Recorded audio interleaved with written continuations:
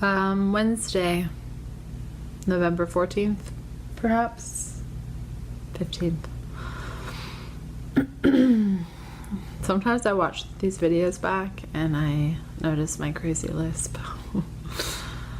It's real.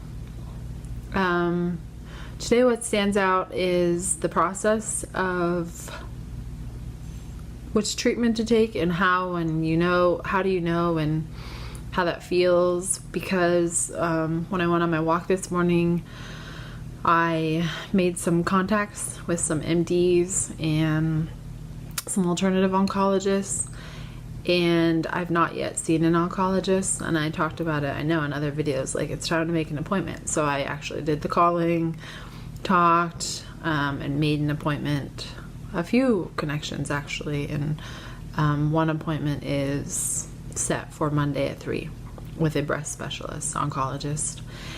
And then I've just been still kind of pondering what my sister and I's conversation, because she's very conventional, and she even referenced the Bible, the part in the Bible in Mark 9 where it says, like, if thy right foot offend thee, cut it off, or if thy eye, offend thee, pluck it out. And she used that to say, like, where you have cancer is very expendable, like your breast, like just cut it out or cut it off, or do a mastectomy, double mastectomy. And not that, like, she wasn't saying it flippantly. My sister absolutely loves and supports me, so this isn't a dig on her. It was just like, that's a thought process. That is a thought process. And why am I not choosing to go there, or why am I choosing to go the route that I am? And I've also said this before, you can't tell someone how to walk through cancer because it's so personal.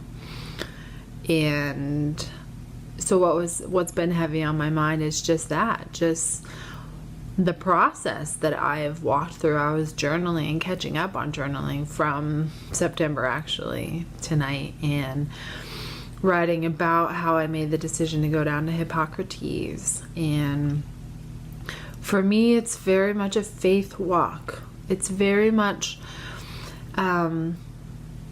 it's okay, you find out you have cancer, and I could turn around and cut it out tomorrow, or I could probably make an appointment to, see a surgeon and then schedule it for next week or something.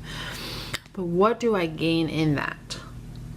Yes, the cancer might be out of my body, but what do I learn in that? To trust in a doctor, perhaps, that's real. But for me, that did not feel right. It did not feel right to turn around and just cut it out or take care of the cancer right away. I want to know what I am to learn in this process. And it's important also for me that I don't just have blinders on and choose one way and then just go with it forever, because as soon as something comes up, like 2 or 3 times, like in the past week, the supplement CoQ10 has come up twice from 2 different sources, completely different people mentioning it. And as soon as that happens, then like high alert, like my antennas, my feelers go out of like, okay, do I need to consider this? And then I put that on the plate of consideration, of prayer, of pondering, of research, of seeking advice.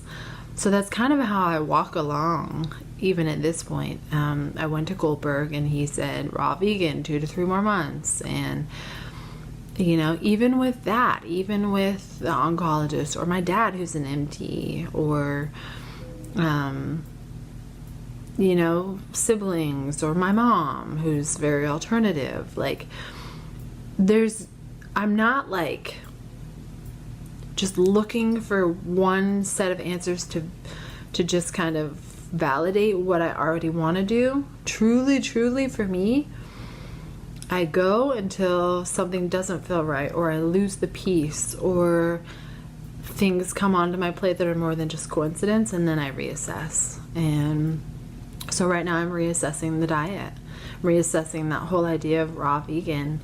I'm reassessing the fact that I'm not really supplementing right now, and So that's on my plate very much. And constantly the spiritual reassessment of like, okay, how am I doing in my faith walk? How is my obedience? What are my efforts that I'm bringing to the Lord every day? Do I feel the Spirit? Do I do my service? Am I putting the Lord first? All of that. Like, this is just a constant. This is my work every day. Instead of being in school, like, this is it. So that has been my day very much in that whole process.